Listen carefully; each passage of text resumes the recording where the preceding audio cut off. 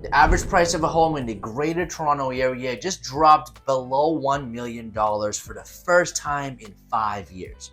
That's a big deal. Even during the sharp rate hikes, or when the inventory exploded last summer, average price of a home still held above the $1 million mark. Now, what's even crazier is that we've had more sales in December than we did in January. Today, we're going to break down the January market stats released by the Toronto Real Estate Board. But before I dive in, welcome back to the channel. If you're new here, my name is Dilyar Marat and I'm a real estate broker servicing the Durham region and surrounding areas. If you want to talk to me about your real estate plans, feel free to do so by booking a meeting through the first link in the bio. With that said, let's get started. So let's go over this chart together and I will share some of my personal experiences as well as some wild stats here. Okay, so first thing first, the average price of a home for the month of January was $973,000. So the $973,000 is the average of all types of homes across the GTA, which is down about $70,000 from the same time last year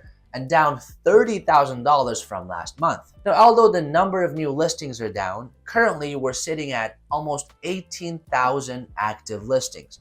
So that puts us at about 6 months of inventory, which means we are in a buyer's market. To put things in perspective, if you bought a home in January of 2021, you've essentially seen no growth. And in some parts of the GTA, home prices are now trending back to 2020 levels. Now, there were just over 3,000 home sales in the month of January, which is down about 20% compared to the same time last year, and also down 20% from last month.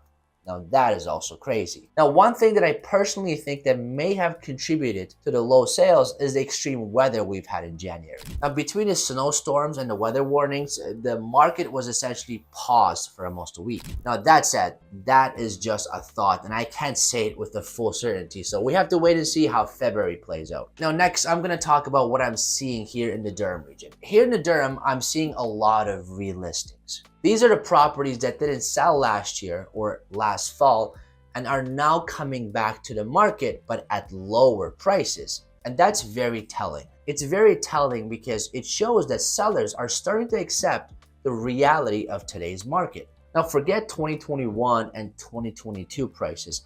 Sellers understand that even having last year's price expectation just doesn't work anymore. Now, the real estate market is very local and niche, and micro markets matter. For example, modern bungalows with 2-car garages in the Durham region are performing much better than 2-story 2-car garage and 4-bedroom homes. And condo townhouses seem to be performing better than condo apartments. But the overall trend is clear. Home prices have been coming down year over year. Now, even if you pick random points in the last couple of years, average price of a home in Durham is down 9% from a year ago. But if you compare it to summer of 2023, prices are down almost 15%.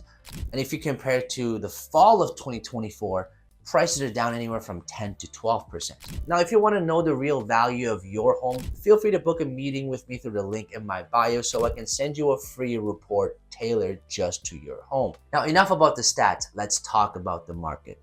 The truth is, it is a lot cheaper to rent a home than it is to own one right now. Buyers today have more options than they had in years. Now, things that buyers used to overlook, like small issues or minor imperfections, are now becoming deal breakers. Buyers want the best possible home within their budget, but let's be real, the budgets are pretty tight right now. People just don't feel the need to overborrow or overpay just because there's so many options in the market right now and there's just no urgency currently in the market. So if you're someone who's thinking of buying your first home, here's the truth, okay? Home prices are down 27% from its peak during COVID. Prices have been coming down year over year for the last 4 years. And the mortgage rates today are the best that we've seen in almost 4 years. As a buyer, you have a lot of homes to choose from, you have a lot of room to negotiate, and you can take your time.